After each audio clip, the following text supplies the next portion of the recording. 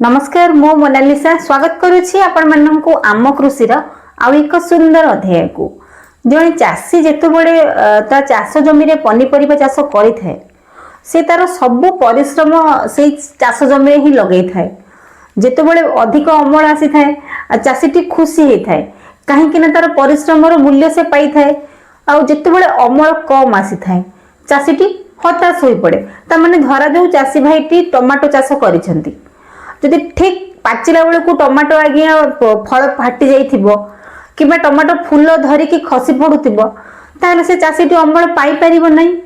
तेबे आजिर वीडियो रे हमें आलोचना करिबा फूल फल कसी झड़ी पड़ुची कोन पई।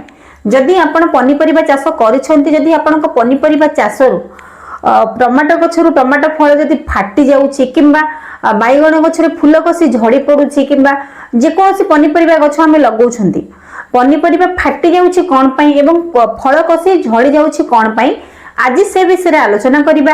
जदि आपण मानक पाखरे आम कृषि रो एही वीडियोटी प्रथम थर पहुंचीची दया करी आम कृषि यूट्यूब चैनल को सब्सक्राइब करंतु काहे कि ना आम कृषि यूट्यूब चैनल रे केवल कृषि भित्तिक विषय वस्तु पर ही आलोचना करा जाय।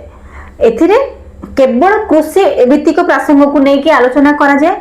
दयाकोरी आम कृषि यूट्यूब चैनल को सब्सक्राइब करंतु। तेबे चलंतु आज्ञा डेरी न करी हमें आलोचना करिबा पनीपरिबा कसी झड़ी पड़ुची कोन पई फल गुड़िक फाटी जाउची कोन पई। जदि आपण पनीपरिबा चाष करिसेंती आपणक परिबा गछरु फल कसी झड़ी पड़ुची फूल कसी झड़ी पड़ुची फल गुड़िक ठीक पाचिला टाइम हेला बेले को फाटी जाउची एहा कोनसी रोग पई होनी किंबा कोनसी पोको पई मध्य हेउ नै।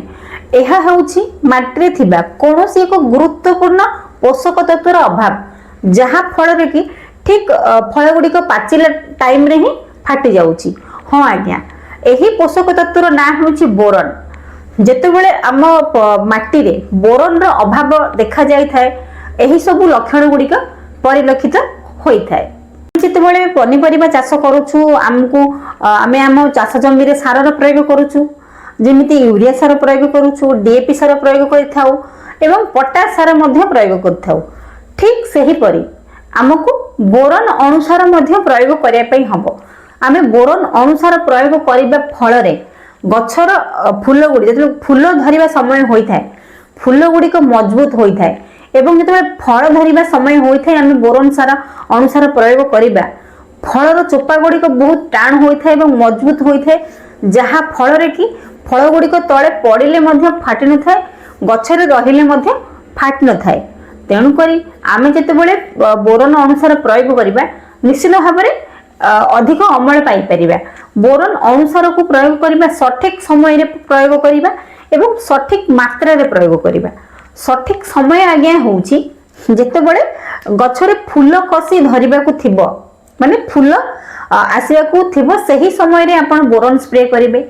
द्वितीय रे माने सेकंड स्प्रे केते बेले करिवे सेकंड स्प्रे जेते बेले करिवे जेते बेले फूल रु फल कसी आज्ञा धरुथिबो सही समय रे आज्ञा स्प्रे करिवे।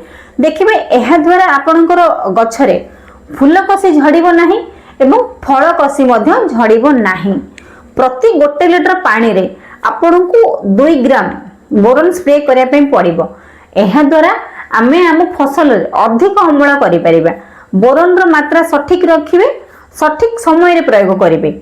एहा द्वारा फूल कसी झड़ी न थाए फल अधिक होई थाए। आमे किभली भाबरे आम पनीपरिबा फसल रु फूल कसी एवं फल कसी झड़िबा को रोकी परिबा। एही छोटो वीडियोटी निश्चित भाबरे आपण मानकु भल लागि थिबो। जदि भल लागि थाए आम कृषि यूट्यूब चैनल को सब्सक्राइब करिवे। रहिली नमस्कार मु मोनालिसा देखा हबो आपण मानक सहित आम कृषि रा आउ एक सुंदर अध्याय रे।